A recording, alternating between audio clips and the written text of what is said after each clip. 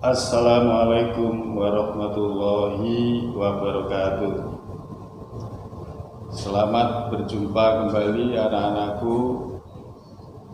Pada kesempatan ini, marilah kita memanjatkan puji syukur kehadirat Allah Subhanahu wa Ta'ala, yang mana sampai hari ini kita masih diberikan kesehatan sehingga kita bisa mengikuti pembelajaran ini dengan baik. Anak-anakku yang berbahagia, pada pertemuan yang kedua ini kita akan melanjutkan materi pada pertemuan yang pertama, yaitu kita masih mengapresiasi karya seni rupa 2 dimensi. Masih ingatkah anak-anak apa yang ada di dalam pembuatan karya seni rupa? Yaitu antara lain di situ ada unsur-unsur seni rupa, ada prinsip seni rupa, ada bahan, ada bentuk, dan teknik. Nah, untuk pertemuan kali ini kita akan fokus dengan materi bentuk dan teknik dalam berkarya seni rupa 2 dimensi. Sebelum itu, saya tayangkan satu gambar sebagai berikut. Ini ada salah satu gambar di mana gambar ini terbentuk dari beberapa unsur. Antara lain di sini ada garis, ada warna, ada tekstur, ada gelap terang. Sehingga dari beberapa unsur itu akan menjadi bentuk. Masih ingatkah kalian pada saat di kelas 10 dulu, kalian sudah pernah memperoleh materi tentang bentuk? Jadi bentuk itu ada 2 macam, ada bentuk, ada 2 bentuk, ada yang abstrak dan ada yang nyata atau geometris. Berikutnya, di dalam mengerjakan karya-karya seni rupa 2 dimensi ini ada beberapa teknik. Kalian nanti bisa baca sendiri, ya kan? Beberapa teknik diantaranya yaitu teknik plakat. Nah, teknik plakat. Kalau diartikan, teknik plakat adalah teknik melukis dengan menggunakan cat minyak, cat poster, atau cat akrilik dengan goresan yang tebal agar mendapatkan hasil yang pekat atau padat. Teknik transparan, yang kedua teknik transparan.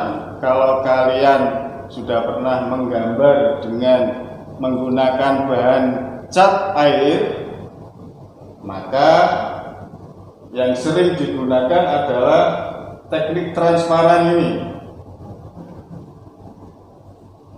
Teknik transparan adalah teknik untuk melukis seni rupa, yaitu menggambar dengan menggunakan cat cair atau cat air.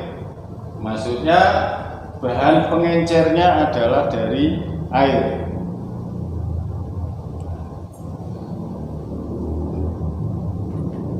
Berikutnya, yang ketiga atau C adalah teknik kolase. Ini nanti uraian lebih detailnya kalian bisa membaca sendiri, bahkan bisa dilengkapi. Kalian bisa mencari bahan ini di Google. Yang ketiga adalah teknik kolase, yaitu teknik yang memberikan hasil lukisan atau yang realis atau abstrak karena terbuat dari potongan-potongan kertas yang ditempel dengan menggunakan lem. Teknik kolase. Teknik ini pun sering digunakan sejak SD, SMP, bahkan di SMA kelas 10 pun masih sering dipakai. Kemudian teknik yang keempat yaitu teknik 3M, yaitu merekat, menggunting, dan menempel. Teknik ini juga merupakan proses manipulasi dari lembaran kertas yang akan menjadi suatu bentuk 3 dimensi. Ini. Nah, berikutnya kalau yang teknik yang D atau keempat ini khusus ini digunakan untuk membuat karya seni rupa yang berwujud 3 dimensi. Berikutnya teknik linier. Nah, teknik linier itu teknik untuk menggambar objek yang dengan menggunakan pola garis dari pensil atau pena. Teknik linier ini lebih cocok misalnya kalau untuk membuat desain batik misalnya. Teknik berikutnya yaitu teknik blok, yaitu teknik yang digunakan untuk menutupi objek lukis dengan menggunakan satu warna di blok rata. Misalnya warna hitam rata. Berikutnya kalian juga tidak asing lagi dengan teknik ini, yaitu teknik arsir, yaitu teknik yang digunakan untuk menutupi objek lukisan yang dengan ulasan garis jajar atau garis menyilang menggunakan pensil-pensil atau pena. Ada arsir itu yang horizontal, ada arsir vertikal, ada arsir yang diagonal, dan ada arsir yang kanter diagonal. Nah, kalau untuk menghaluskan arsiran, maka arsirannya dipadatkan. Yang namanya teknik Dussel. Teknik Dussel ini sering digunakan dengan alat krayon, dengan pensil juga bisa. Teknik Dussel itu, nah, kalau menggunakan spidol teknik yang di Dussel. Kalau saya melesetkan, teknik Dussel itu alatnya Dussel. Ya. Berikutnya teknik pointillisme, yaitu teknik yang digunakan untuk menghitamkan objek lukis dengan beberapa titik. Dari seluruh objek itu terbentuk dari titik-titik ini. Bisa membentuk kepala, ya, titik-titik untuk apa saja itu dengan cara membuat atau menyusun titik-titik. Ini yang disebut teknik pointillisme. Teknik akuarel adalah teknik yang digunakan untuk menutup objek lukis yang digunakan dengan menyapu cat air secara tipis, atau dengan kalimat lain teknik akuarel itu teknik menggambar atau melukis yang banyak menggunakan air. Yang terakhir teknik digital, yaitu teknik yang digunakan untuk membuat rancangan gambar melalui teknologi informasi. teknik inilah yang akhir-akhir ini di era modern banyak digunakan untuk membuat berbagai macam karya seni rupa, yaitu khususnya seni rupa yang berwujud 2 dimensi. Nah, seperti pada contoh gambar yang saya tayangkan tadi di depan, ini adalah contoh hasil karya seni rupa 2 dimensi yang menggunakan teknik digital atau menggunakan teknologi informasi. Berikutnya, ini ada beberapa gambar karya seni rupa 2 dimensi. Silakan kalian amati dengan cermat, ya, bagian per bagian, unsur-unsur yang ada di dalamnya apa saja. Ya, ini gambar yang pertama. Ini adalah karya 2 dimensi berupa lukisan abstrak. Lukisan abstrak. Nah, lukisan ini kalau ditinjau dari unsur-unsurnya, unsur-unsur yang menonjol misalnya warna. Nah, warnanya ini yang sangat dominan. Masih ingat apa itu aliran atau lukisan abstrak? Di kelas 11 dulu kalian sudah pernah memperoleh materi tentang aliran-aliran seni rupa modern. Salah satunya adalah aliran abstrak. Abstrak itu tidak berbentuk, tidak bersosok, yang hanya merupakan susunan unsur-unsur seni rupa. Berikutnya gambar 2. Gambar 2 ini adalah gambar seni lukis. Nah, sumbernya ini TTT, bisa kalian cek di Google. OS Elephant lukisan cat air karya Sinclair. Berikutnya gambar 3. Di sini saya tayangkan hasil karya seni rupa 2 dimensi, seni rupa tradisional Indonesia, yaitu berupa batik. Batik salah satu karya seni rupa 2 dimensi. Kemudian gambar 4. Nah, gambar 4 ini adalah gambar poster dengan judul, di situ ada tulisan "Save Me", selamatkan kami. Ini gambar poster tentang virus COVID-19.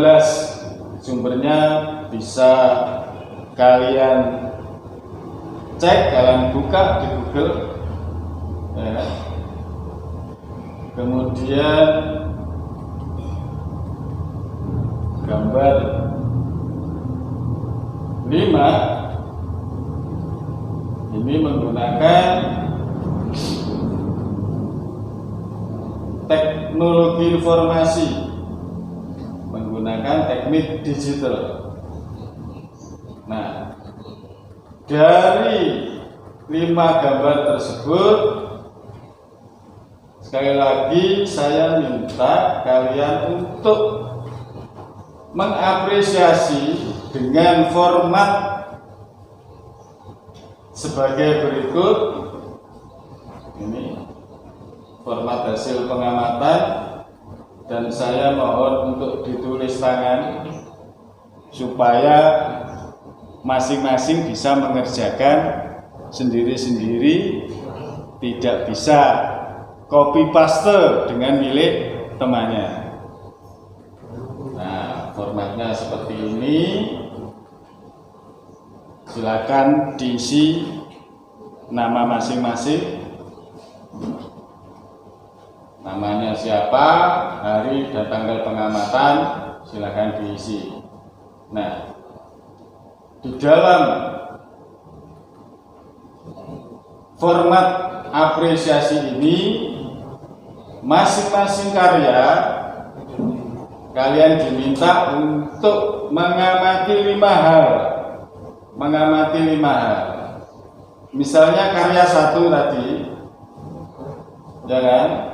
Gambar nomor 1, unsur-unsur rupa yang menonjol apa? Silakan kalian tulis di kolom ini. Misalnya unsur-unsur yang menonjol, warna, gelap terang misalnya. Objek yang tampak apa? Apa yang tampak? Kalau yang tampak hanya warna, ya silakan warna. Kalau yang tampak misalnya bentuk kepala, bentuk manusia, bentuk hewan, ya silakan ditulis. Kemudian nomor 3, bagian objek yang paling menarik dalam satu karya itu. Objek yang paling menarik menurut Anda itu apa? Silakan ditulis di sini atau dijawab di kolom ini. Yang keempat, mana simbolik pada unsur, objek, dan tema apa? Makna simbolik itu makna yang tersirat pada karya seni rupa tersebut. Kemudian yang terakhir, teknik yang digunakan apa? Misalnya teknik plakat, silakan di sini ditulis plakat. Kalau tekniknya kok kelihatan transparan, ya silakan ditulis di sini teknik transparan atau teknik akuarel. Demikian juga untuk karya atau gambar nomor 2, karya nomor 3, karya nomor 4, yang terakhir karya nomor 5, ya kan? Sama dari karya atau gambar 1 sampai 5 yang diapresiasi ada 5 hal ini, ya kan? Nomor 1 sampai nomor 5 ini. Demikian anak-anak, barangkali ada pertanyaan, silakan bisa disampaikan lewat link ini atau lewat WA saya. Barangkali ada yang betul-betul tidak paham atau ingin bertanya, silakan. Kemudian yang terakhir, di sini ada tugas 2, ada 5 pertanyaan. Jawablah pertanyaan di bawah ini. Saya minta kalian mengerjakannya di buku tulis atau di lembaran kertas, ya. Kemudian difoto dan dilampirkan di Microsoft Word dengan format penyimpanan nama kelas. Nah, misalnya namanya Adinda Ayu, kelas 12 MIA 2. Dengan cara ini maka kalian tidak bisa mengcopy hasil pekerjaan temannya. Baiklah, demikian anak-anak untuk pertemuan kali ini, dengan harapan setelah kalian mengikuti pembelajaran yang berupa apresiasi karya seni rupa 2 dimensi, maka kalian diharapkan bisa menghargai karya orang lain. Bagaimana proses pembuatan sebuah karya seni rupa 2 dimensi itu dari awal sampai selesai. Demikian, marilah pertemuan pembelajaran yang kedua ini kita tutup dengan bacaan hamdalah. Alhamdulillahirabbil alamin. Saya akhiri, wassalamualaikum warahmatullahi wabarakatuh.